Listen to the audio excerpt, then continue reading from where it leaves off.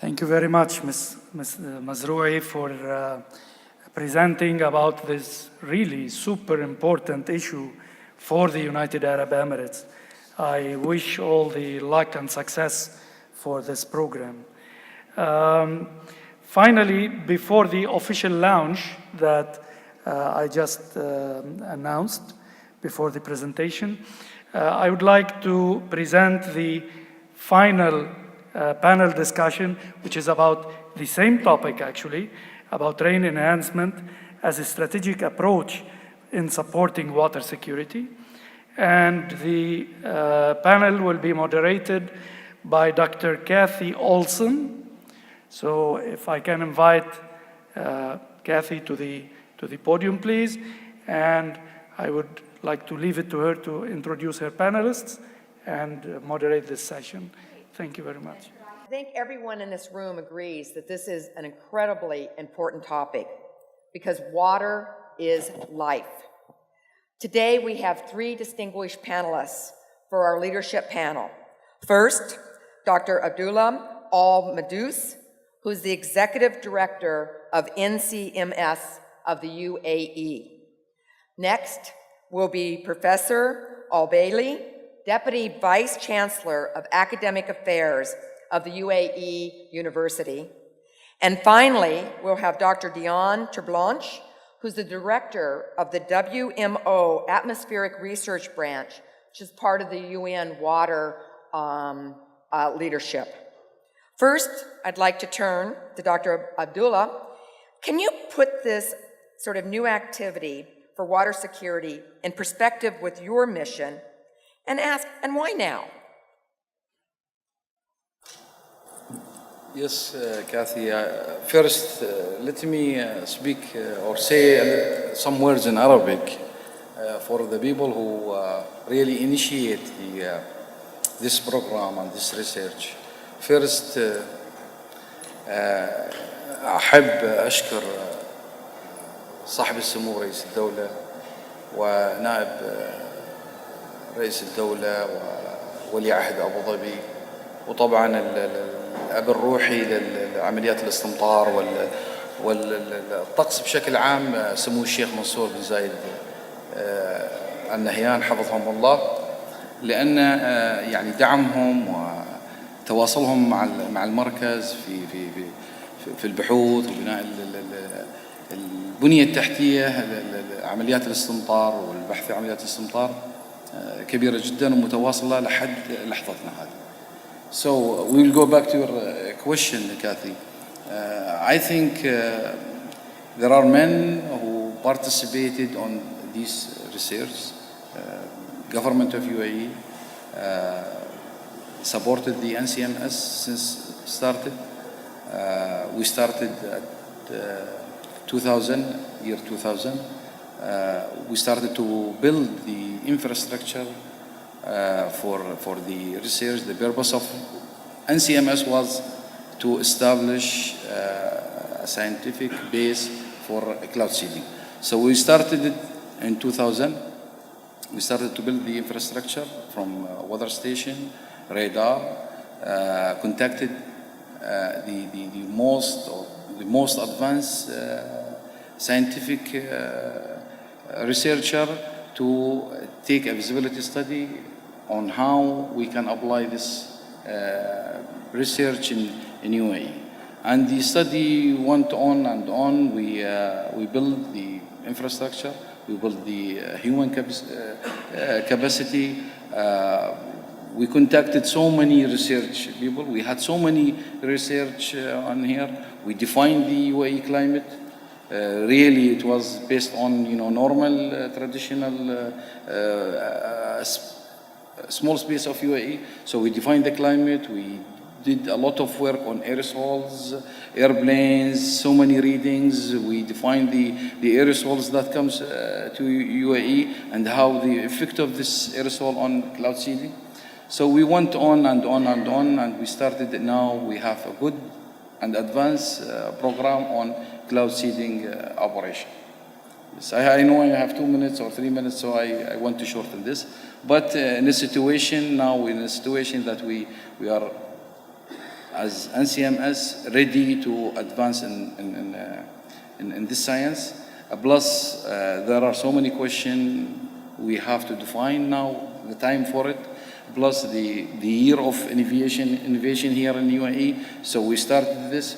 We get big support. Everybody is accepting this science.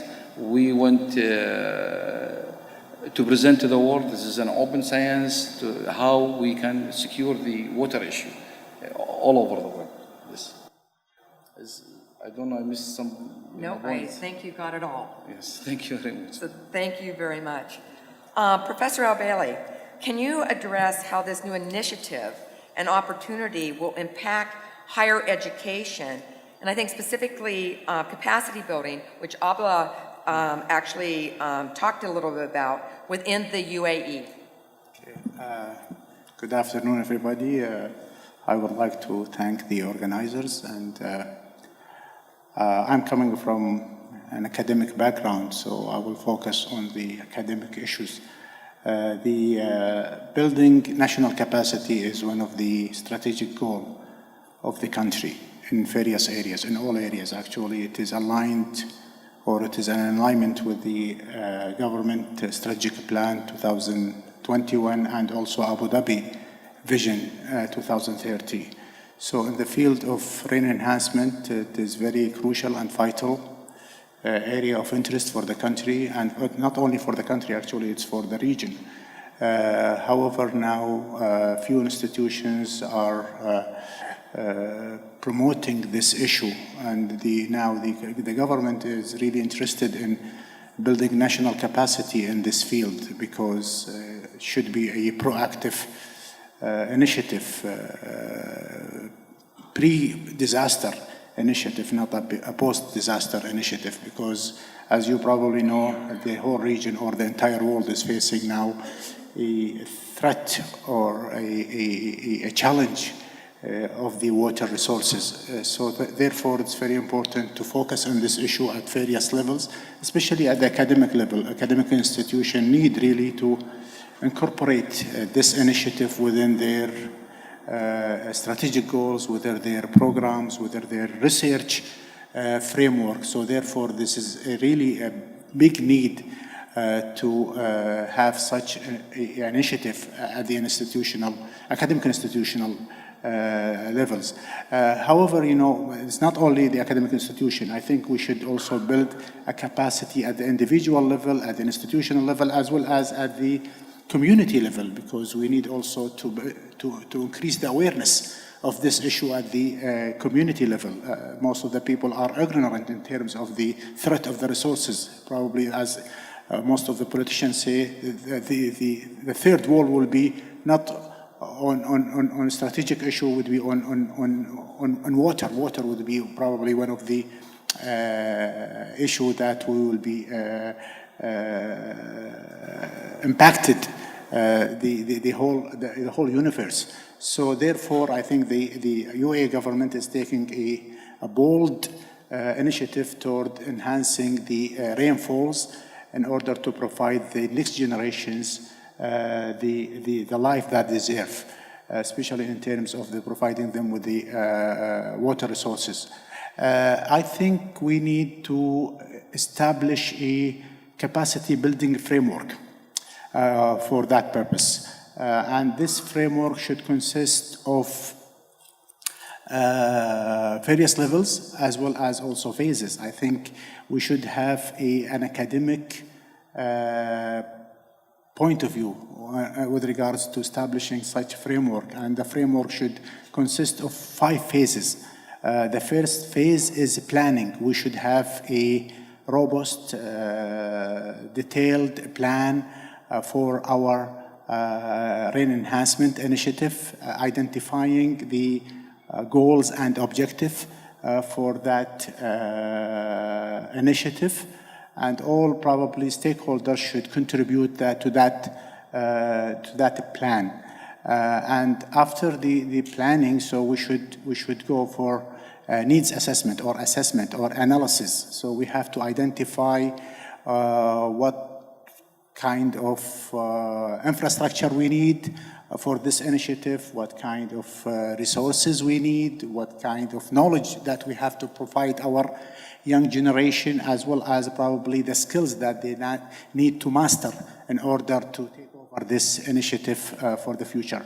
Also, after the assessment, we need to also go for implementation. We need to ask the stakeholders, especially the academic institution, to focus on teaching. We have to initiate or launch academic programs targeting this issue, the water resources, water management, as well as probably rainfall enhancement.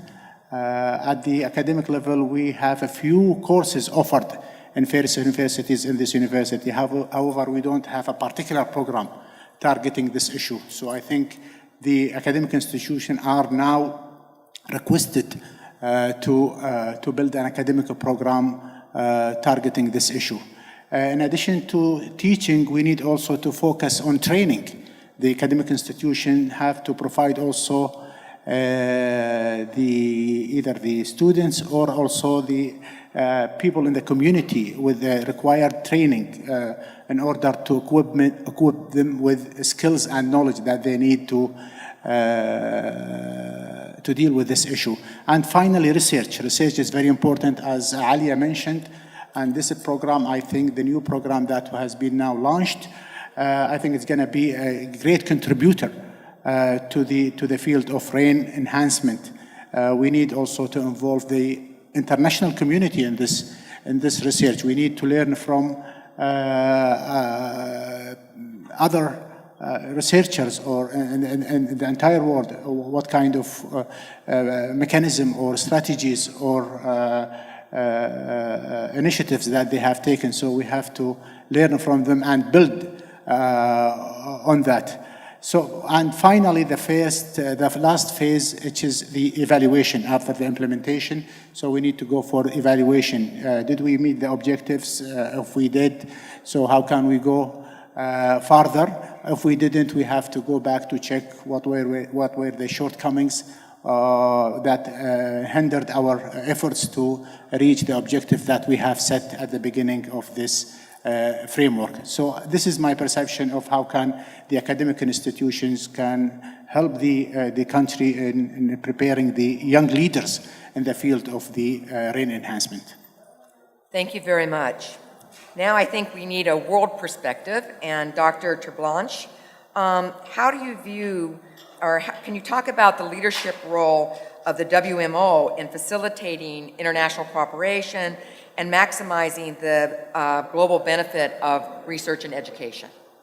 Well, thank you very much, Kathy. The World Meteorological Organization is the UN specialized agency focusing on weather, climate, water, and related environmental matters. And on behalf of its member countries, it coordinates the global efforts concerning these issues. And as you would understand, many of the issues related to weather and climate and water doesn't know national boundaries, but they are global and regional in nature. We have also noticed that there's a growing number of these WMO member countries that face water challenges, and we heard already about the population growth that's expected, most of them in developing countries and in cities. And so there's a growing interest also in the field of weather modification. And as a UN agency, WMO is also responsible to provide its members the best advice to follow based on good science. And therefore the knowledge and the techniques and the instruments that are now available to be focused on outstanding scientific issues related to weather modification will benefit greatly from this unique initiative by the UAE. So the UAE initiative is a major step forward, and the World Meteorological Organization fully supports this initiative, and we will assist and share also the scientific lessons learned with the members to enhance their capacity through this initiative. So the UAE Research Program for Rainfall Enhancement Science is really viewed as a very necessary next step in the long history of weather modification, which is viewed as one of the most complex issues scientifically, because it deals with almost all aspects involved in atmospheric science. So the lessons learned here will have not only benefits to those members that are interested in water security, but it will benefit atmospheric science in general. And as Professor Al-Bailey has already indicated, by having the academic institutions integrated well into this whole initiative, we will also build the next generation of scientists that can take the world forward. I would also like to acknowledge the significant contribution already made in the UAE, and Dr. Al-Mandous has already given you a sort of an indication of the investment and the progress and the scientific contribution of the UAE over the last decade and more. And therefore, the time is now right to build on this and take the next step. Thank you. Thank you. We have a question from the audience, and I think this is to you, and actually also to Professor Al-Bailey. And it says, what are the cultural and social attitudes of the Emirati society towards rainwater, and how does this attitude was involved in the inspiration of your program? It's to you. No, I think we are, beside the program, we try to educate also the society of our program, and we try to tell them that this is based on scientific process. We are not changing anything in the weather. We are not taking rain from some part to the another part. We are not generating a dynamic influence on the cloud, and with, of course, the website, all the education things we are doing. I think now the society try to understand this science, and we have very interesting things comes from the society to us. There is rain, did you see, did you this? So the involvement, I think, in UAE society becoming very, very nicely. And we also thank the journalists on helping us on this matter. I think it is a very important issue. When we talk about water, and I think it's very important to start educating people, starting from the school level, children, because our people, take water resources for granted, because they think that water is available and it's consumable, so therefore you don't have to conserve water. So power and water are very critical issue to the country. And therefore now even the authority, the power authority in the country are putting some restrictions on the consumption of power and water to save water for next generation, because it's very important to educate school children that water is a virtue for us, so that we have to preserve it. So, and if we think of that, so we have to go back to our roots, the Islamic teachings. Actually, it is in alignment with the Islamic teaching that we have to conserve water and to conserve the natural resources and to preserve them to the next generation. And this is very important. So the schools, I think, are invited to deal with this issue by probably educating children, conducting workshops, seminars, allowing them to attend such conferences to build their knowledge, and also to learn skills regarding how can we protect the environment and also preserve our natural resources, as well as the universities also are also required to teach the university students in various disciplines, not only in water resources subjects, also in all disciplines. This is very important and vital issue for the country, so therefore we have to have a strategic plan in educating and increasing the awareness of the importance of water at the national level. One of the opportunities in preparing for this is to go on to the NCMS website. And I must admit, you have an incredible, and actually at your booth as well, an incredible movie about water seeding and really kind of the history of that and the importance that water has always played within this country and this region. And I do recommend that to the audience. How, Dr. Treblanche, how do you think it will be important, as we say, we're launching this new announcement today, but to get the world, it's an international competition. Any country scientists, researchers from the countries can submit their ideas. How do you think it would be important to communicate that and to get that really enthusiasm that this program brings to the world? I think the World Meteorological Organization can also make a very important contribution in this regard. We have an expert team on weather modification that advises the World Meteorological Organization on the state of the art around the world. And this expert team has got many contacts around the world, so they can also spread the good news of this great opportunity. But Dr. Al-Mandous is also the permanent representative of the UAE at WMO, and he can also use his influence. We have the Wmo Congress this year, where the 191 countries of WMO will get together. So that's an ideal opportunity to also report on progress made and also to advertise this very important initiative even further. Well, I want to thank our leadership panel, but this does not stop here.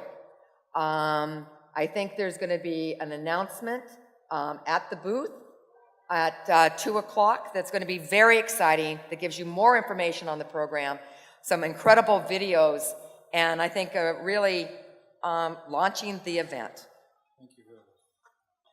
Thank you very much for helping with the time, and